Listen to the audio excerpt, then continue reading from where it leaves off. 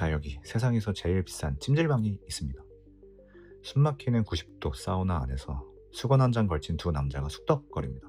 근데 이 대화 그냥 잡담은 아니에요. 500만 달러, 우리 돈으로 68억짜리 투자 계약서에 구도로 사인하는 중입니다. 이게 뭔 소린가 싶지만 계약에 양복도 PPT도 위선적인 악수도 필요 없습니다. 월스트리트 저널이 네트워킹하기 가장 뜨거운 장소라고 이름표까지 붙여둔 소셜 사우나의 민낯이죠. 아니, 우리 K 세일즈맨들 간 쓸개 다 빼주면서 폭탄주 말아서 바치던 게 불과 몇 년 전, 뭐 지금까지도 그렇긴 한데, 실리콘밸리나 뉴욕의 힙스터들은 이제 술 대신 땀으로 비즈니스를 튼다는 겁니다. 건강한 소통이라는 꽤 고상한 핑계를 대면서 말이죠. 대체 왜? 이 머리 터지게 똑똑한 인간들이 땀 냄새 나는 비좁은 공간에 기어 들어가서 서로의 맨몸을 마주하고 있는 걸까요? 이게 진짜 진정성을 위한 고뇌의 산물일까요? 아니면 세상에서 제일 비싸고 땀나는 그들만이 사는 세상, 노름일까요? 오늘 이 뜨거운 현상의 껍데기를 한번 벗겨보겠습니다. 한번 끝까지 따라와 보시죠. 근데 사실 이런 집 인류 역사에 흔했습니다. 2000년 전 로마, 테르메라는 공중 목욕탕은 그냥 목욕탕이 아니었어요. 겉보기에는 황제부터 노예까지 다 벗고 어울리는 민주적인 공간 같았죠. 하지만 그 안은 보이지 않는 계급의 전쟁터였습니다. 누가 더 비싼 향유를 바르는지, 노예를 몇 명이나 끌고 다니는지로 서열을 정했죠. 한마디로 고대 로마판 클럽이었던 겁니다. 시간을 건너뛰어 냉전시대의 핀란드, 그 당시 거인이었던 소련 옆에서 어떻게 살아남았을까요? 비밀병기는 사우나였습니다. 핀란드 대통령은 후르시초프를 개인 사우나로 초대했습니다. 상상해보세요.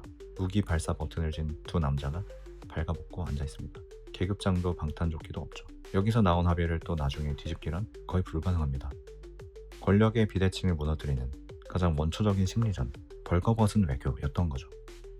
이 땀의 정치학, 러시아에선 정적을 반야에 가둬 태워 죽이는 암살의 무대였고, 한국이나 일본에선 스킨십이라는 좀 괴이한 단어로 포장된 공동체 의식의 장이었습니다.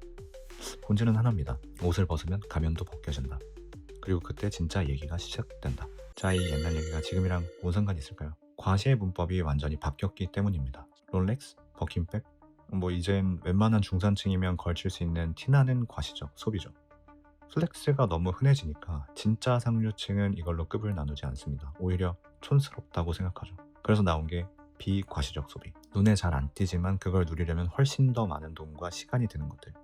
뭐 유기농 식단, 명문대 교육, 그리고 바로 웰니스입니다. 돈 많아가 아니라 난 내 몸과 정신을 관리할 시간과 지성과 돈이 있는, 너희와는 다른 계급의 인간이야 라는 걸 보여주는 거죠. 이게 바로 문화자본을 통한 계급 과시입니다. 여기서 프랑스의 사회학자 피에르 부르디에가 등판합니다. 이름부터 부르기에 왠지 있어 보이죠.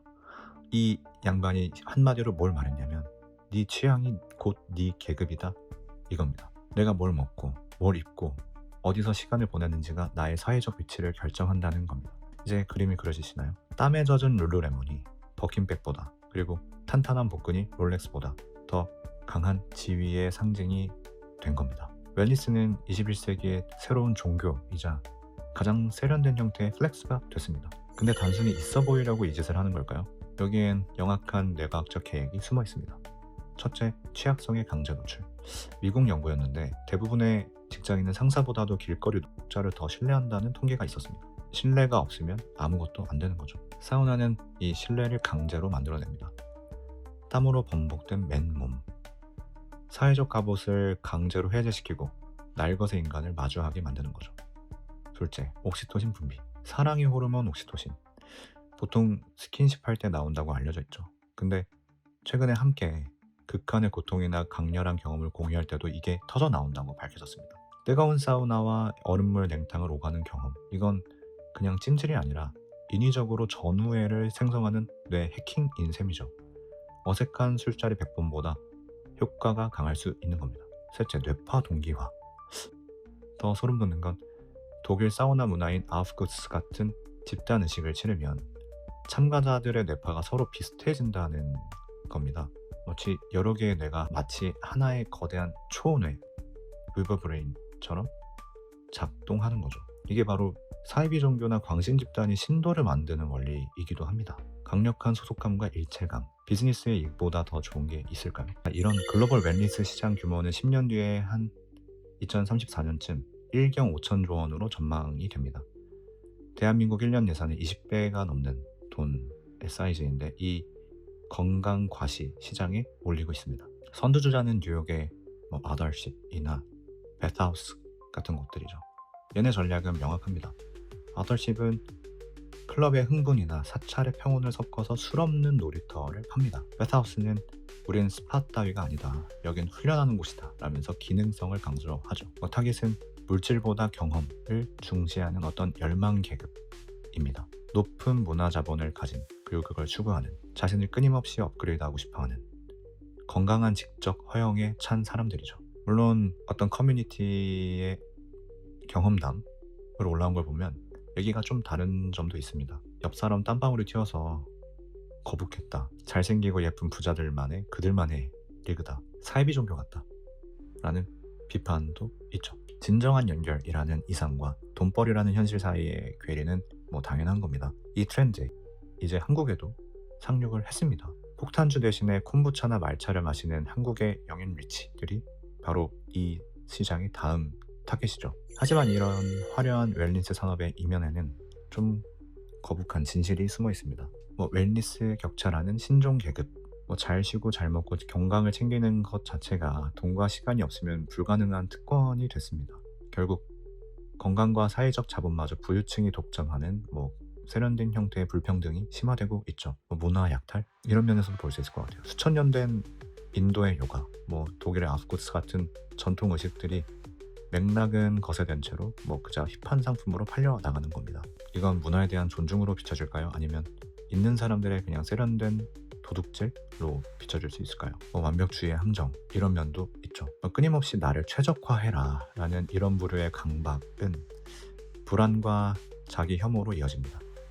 그리고 이런 불안을 파고드는 게 바로 자기개발 스캠이나 무슨 과일, 무슨 곡물, 무슨 야채가 좋더라는 식의 반짝하고 사라지는 유사과학 같은 것들일 겁니다. 내 몸은 내가 완벽하게 통제할 수 있다라는 또 오만은 정말 뭐가 맞나 싶은 것에 대한 감각을 흐리게 하는 길로 빠지기도 딱 좋죠.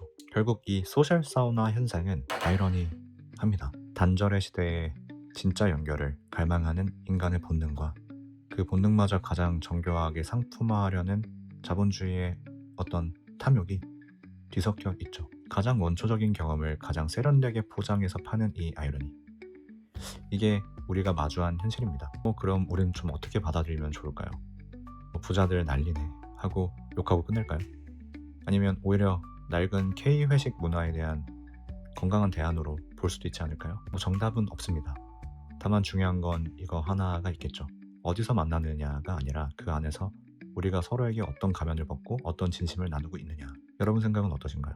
댓글로 생각을 남겨주세요. 마음에 드셨다면 구독과 좋아요 부탁드립니다. 다음에도 더 흥미로운 주제로 찾아오겠습니다. 아는 비서관이었습니다. 감사합니다.